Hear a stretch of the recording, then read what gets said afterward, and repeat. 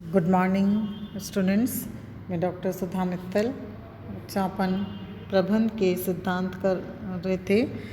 उन सिद्धांतों को आगे बढ़ाते हुए आज अपन जिस सिद्धांत का अध्ययन करेंगे वो है प्रिंसिपल ऑफ इंडेमिनिटी, क्षतिपूर्ति का सिद्धांत। बीमा में यह सिद्धांत अपना एक महत्वपूर्ण भूमिका अदा करता है। यह सिद्धांत कहता है कि बीमित बीमा अनुबंध के अंतर्गत बीमाकर्ता से केवल अपनी वास्तविक क्षति की ही पूर्ति करवा सकता है, लाभ नहीं कमा सकता है, क्योंकि जीवन की क्षति की गणना नहीं की जा सकती है। अतः जीवन बीमा, दुर्घटना बीमा व स्वास्थ्य बीमा के संबंध में यह सिद्धांत लागू नहीं होता है। बीमा अनुबंध के अंतर्गत क्षतिपूर्ति तभी करवाई जा सकती है जबकि बीमित का बीमा की विषय वस्तु में बीमा योग्य हित सिद्ध कर दिया गया हो। वह क्षतिपूर्ति उस सीमा तक ही करवा सकता है जिस सीमा तक बीमा योग्य हित पाया जाता है। जिस सीमा तक बीमा के विषय वस्तु को क्षति हुई है उस सीमा तक ही क्षतिपूर्ति करवाई जा सकती है। जीवन बीमा को छोड़कर शेष सभी प्रकार के बीमा अनुबंधों में यह सिद्धांत लागू होता है। वास्तविक क्षति की राशि की वसूली की जा सकती है। क्षतिपूर्ति की आड़ में किसी तरह का लाभ अर्जित नहीं किया जा सकता है। उल्लेखनीय है कि क्षतिपूर्ति की राशि भी अधिकतम बीमा राशि तक सीमित होगी, अर्थात वास्तविक क्षति या बीमा राशि दोनों में से जो भी कम हो तक ही क्षतिपूर्ति संभव है। हम उदाहरण देख सकते हैं। माना श्याम के पास माल गोदाम है। 1 जनवरी को 1 वर्ष के लिए उसने अग्नि बीमा करवाया और 3 मार्च को गोदाम में आग लग गई। अग्नि बीमा पॉलिसी 50,000 के लिए ली गई थी। अतः आग लग जाने से भिन्न भिन्न राशि की क्षति की दशा में क्षतिपूर्ति की गणना हम निम्नानुसार करेंगे। जैसे पहला, 25,000 की क्षति होने पर, क्योंकि बीमा पॉलिसी 50,000 की है और क्षति की राशि उससे कम है, अतः पूरे 25,000 की क्षतिपूर्ति बीमाकर्ता के द्वारा कर दी जाएगी। यदि 50,000 की क्षति हुई है तो बीमा राशि के बराबर की ये क्षति है, अतः 50,000 रुपये की क्षतिपूर्ति बीमाकर्ता के द्वारा पूरी कर दी जाएगी। लेकिन थर्ड स्टेज में यदि मान लो 6 लाख की क्षति हुई है तो ऐसी दशा में बीमा राशि क्योंकि 50,000 ही है, अतः क्षतिपूर्ति अधिकतम 50,000 रुपये की जाएगी। और इसके अतिरिक्त जो अन्य अधिक राशि हैं उसकी क्षतिपूर्ति बीमाकर्ता के द्वारा नहीं की जाएगी। यदि गोदाम में माल अधिक मूल्य का रखा है पर बीमा कम राशि का करवाया जाता है तो यह माना जाएगा कि बीमित स्वयं उस अधिक माल की सुरक्षा के लिए उत्तरदायी होगा। यदि बीमा पत्र में औसत वाक्य जुड़ा हुआ हो तो बीमित बीमा राशि व बीमित विषय वस्तु के वास्तविक मूल्य के अनुपात में ही क्षतिपूर्ति प्राप्त कर सकता है। और यह अनुपात ज्ञात करने के लिए हम निम्न सूत्र को उपयोग में लाते हैं।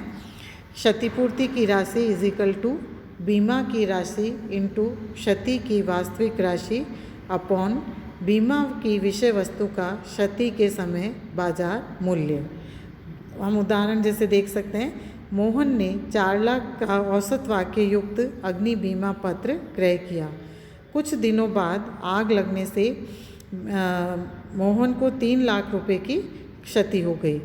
दुर्घटना के दिन कारखाने का जो मूल्य है वो 6 लाख रुपए आका गया। अब हम क्षतिपूर्ति की राशि की गणना इस प्रकार से करेंगे। क्षतिपूर्ति की राशि equal to 4 lakh into 3 lakh upon 6 lakh equal to 2 lakh.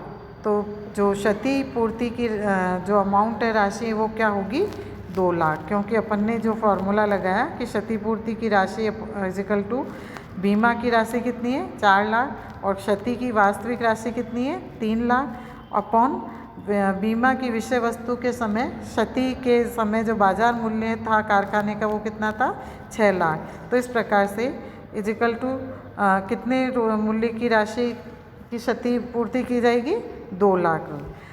जीवन बीमा पर क्षतिपूर्ति का यह सिद्धांत लागू नहीं होता है, क्योंकि जीवन का मूल्य मौद्रिक रूप से नहीं आंका जा सकता है और उसकी क्षतिपूर्ति भी नहीं की जा सकती है। इसलिए जीवन बीमा में बीमित व्यक्ति एक निश्चित अवधि के व्यतीत होने पर एक पूर्व निश्चित राशि प्राप्त करने का अधिकारी होता है।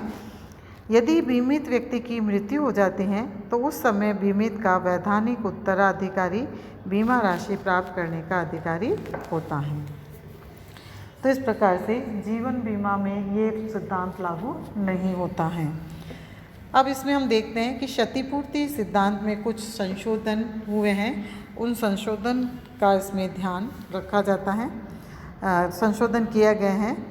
उपरोक्त अध्ययन से स्पष्ट है कि अग्नि व सामुद्रिक बीमा अनुबंध पूर्णतः क्षतिपूर्ति अनुबंध हैं। इन अनुबंधों से केवल क्षतिपूर्ति ही कराई जा सकती है, किसी प्रकार का लाभ नहीं कमाया जा सकता है।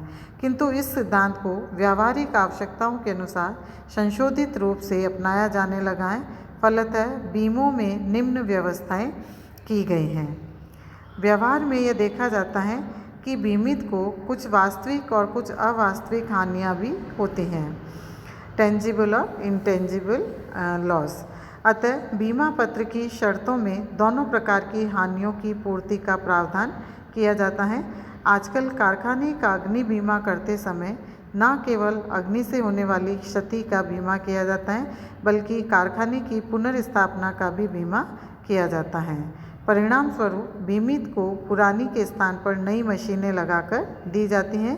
इससे बीमित बेहतर लाभ की स्थिति में आ जाता है। यह क्षतिपूर्ति के सिद्धांत में संशोधन का प्रतीक है। इसी प्रकार आजकल परिणामिक हानियों की पूर्ति का बीमा भी किया जाता है। परिणाम स्वरूप भी बीमित को केवल वास्तविक हानि की पूर्ति ही नहीं की जाती है, वरन वे संभावित लाभ जो कारखाना चालू रहने की स्थिति में मिलने की भी क्षतिपूर्ति की जाती हैं। आजकल मूल्यांकित पॉलिसी भी जारी की जाती हैं। इसके अंतर्गत बीमित को क्षति होने पर बीमा पत्र की संपूर्ण पूर्व निर्धारित राशि का भुगतान कर दिया जाता है, चाहे हानि कम ही क्यों न हुई हो।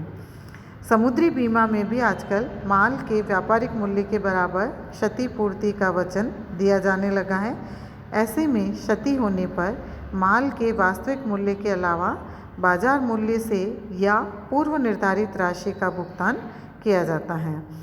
इस प्रकार आजकल क्षतिपूर्ति के पारंपरिक सिद्धांत में व्यावहारिक परिवर्तन से आपसी समझौते के आधार पर वास्तविक क्षति की राशि से अधिक राशि का भुगतान भी होने लगा है। तो इस तरह से क्षतिपूर्ति के सिद्धांत में भिन्न भिन्न रूप से बीमाकर्ता को अग्नि बीमा और सामुद्रिक बीमा अनुबंध के अंतर्गत वास्तविक क्षति का भुगतान किया जा सकता है। इसके बाद हम अगले वीडियो में अध्ययन करेंगे क्षतिपूर्ति सिद्धांत की विशेषताएं और इसका महत्व किस प्रकार से होता है।